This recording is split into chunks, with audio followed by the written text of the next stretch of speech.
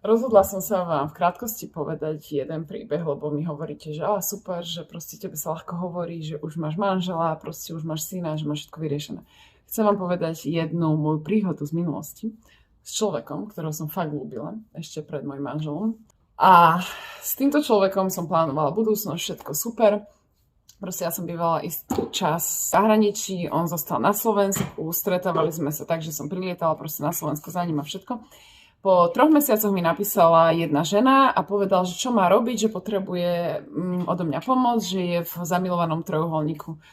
A tak ja som jej radila, ona mi hovorila, že muža, ktorého teraz má, tak proste, že on má partnerku, s ktorou sa ale nechce rozísť, je to komplikované, ale on ju nemiluje a nič. Prešli ďalšie 3-4 mesiace, ja som aj na to zabudla, pretože mám niekoľko správ proste mesačne od vás, že s vašimi problémami. Čo sa stalo? Ja som sa vrátila na Slovensko počas Vianoc a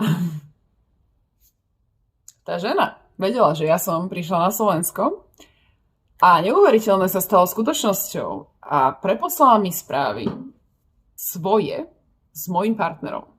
A ja som fakt nechápala, bol to deň pred Vianocami. A tam bolo proste napísané, že proste on si s ňou plánoval budúcnosť, zatiaľ čo chodil so mnou, zatiaľ čo ja som za ním cestovala. Naspäť na Slovensko. Proste normálne, že mes.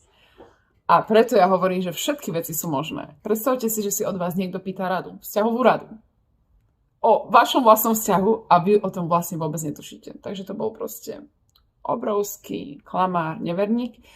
Vtipná vec bola, že nakoniec to všetko vykecal, povedal, že proste blá, blá, blá, že som mu chýbala a že proste bola som naivná, dala som mu ďalšiu šancu.